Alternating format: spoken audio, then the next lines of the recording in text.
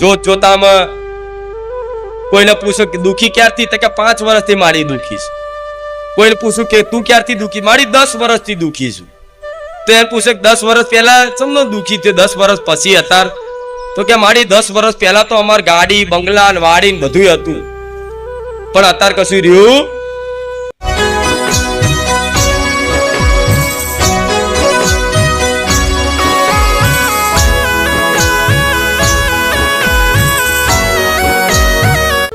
એટલે એ ગાડી બંગલા ને વાડી ને સુખ માનતો હતો, એ સુખ માનતો હતો.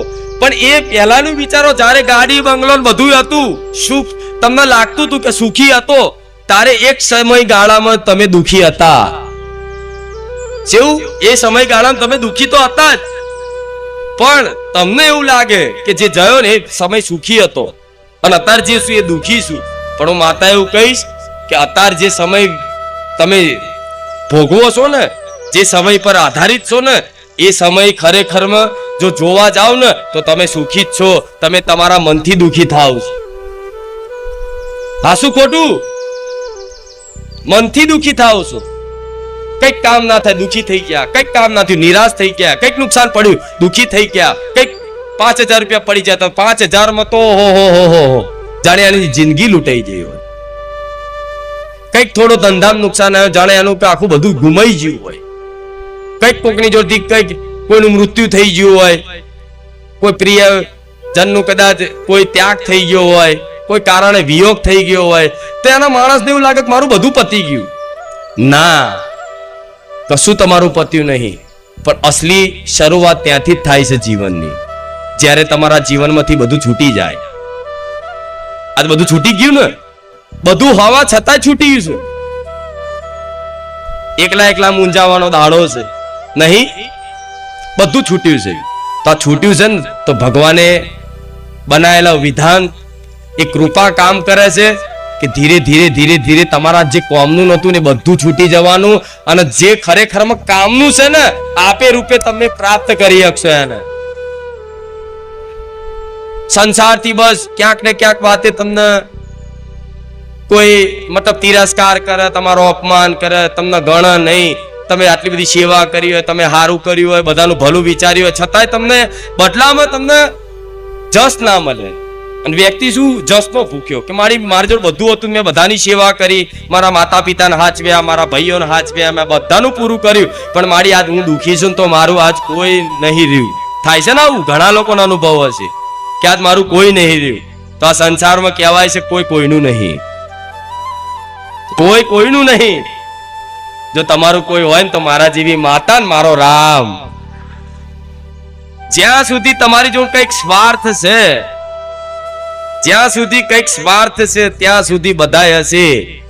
જે દાર તમે કઈ કોઈના લાયક નહીં હોવ ને, કોઈ કામ લાયક નહીં રહો ને, એ દિવસે ભલા છોડી દેશે. આ સંસાર એવો હશે, સમજ્યા? એટલે આ ધ્યાનમાં રાખજો આ વાત. મનથી બધાને એવું નહીં કહેતા તમે બધા મારા નહીં, બધાને કહેવાનું આખો સંસાર મારો છે, પણ હૃદયથી તો એવું જ વિચારવાનું કે માં હું કોઈનો નહીં, હું તારો છું બસ. માં હું કોઈની નહીં, માં હું તારી છું બસ. આ પોતાનાપણાથી કદાચ આ સંબંધ જાળવી રાખજો. હું ખરેખરમાં એક દાડો એવો સમય બતાવીશ, એક સમય બતાવીશ કે ખરેખરમાં તમને એવો વિશ્વાસ થશે કે માં ખરેખરમાં તું બોલતી ને, આજ અમને એ વાતનો 100% વિશ્વાસ થઈ ગયો કે આ સંસારમાં મારું કોઈ નહીં તારા સિવાય. અને જેના અનુભવ થઈ ગયો અને કૃપા માનજો, જેના અનુભવ થઈ ગયો હોય એ કૃપા માનજો. જેના અનુભવ ના થયો હોય થોડોક સમય રાહ જોજો, ખબર પડી જશે કે હું માતા થઉં છું કે સંસાર તમારો થાય છે. જોઈ લેજો, સમય છે આલું છું. આ શું ખોટું? દુખી જ એટલે થયા છો કે દુખી થઈને તમે મારા માર્ગ ઉપર આયા છો ને, દુખી થઈને ધર્મના માર્ગ ઉપર આયા છો ને, તો દુખાઈ હારા માટે પડે છે કે ખોટા માટે? વિચારો. દુઃખ આમ તો કે એવું કહીશ તો કે મારી આવું છું, દુઃખ હારા માટે આવો. દુખી થાવ ત્યારે તમે ભગવાન માતાજીના સન્મુખ થાવ છો ને, દુખી થાવ ત્યારે કોઈ ધામ મંદિરે જાવ છો ને, તો આ દુઃખ આવ્યું છે તો ધીરે ધીરે દુઃખ તમે માતાજી સમીપ લાવો છે ને, સમીપ લાવો છે ને તમને ભક્તિના માધ્યમથી. તો આ દુઃખ ખરેખરમાં જે આવે છે, જે વિધાન બનાયેલો છે અને જે પરિસ્થિતિ નિર્માણ થાય છે એ ખરેખરમાં દુઃખ તમારા ભલા માટે જ આવે છે. જો આ વાતનો વિશ્વાસ કરો તો દુઃખ તમારા સારા માટે આવે છે જીવનમાં. જો આ વાતનો વિશ્વાસ કરો તો આ વાત એકદમ ઉતરા મગજમાં એમ નથી, પણ ના, જેને ખરેખરમાં માતાજી ભગવાનને અપનાવવા હશે ને, અપનાવવા, જેને ખરેખરમાં માતાજીની નજર થઈ ગઈ છે ને કે આ મારા ભક્તને મારા અપાર સુખ આપવું છે, અપાર આનંદ આપવું છે, અને મારી ભક્તિ પ્રદાન કરવી છે, જેના જે ભક્તિ કરવા માટે જન્મ લીધો છે, જે ભગવાનની કૃપા નજર કૃપા દ્રષ્ટિ થઈ જાય ને એ જીવની દશા શું થાય ખબર છે? બધી બાજુથી ઘેરાઈ જાય. કોઈ બાજુથી મતલબ એના આશરો સહારો રહે, બધા આધાર તૂટી જાય, બધી આશા રાખેલી નિરાશામાં ફેરવાઈ જાય, અને એકમાત્ર ખાલી આશા રહે કે માં તારા સિવાય મને જગતમાં કોઈ પર આશા, તારા સિવાય મારો કોઈ આધાર, માં હું નોધારો થઈ ગયો, માં હું નોધારી થઈ ગઈ.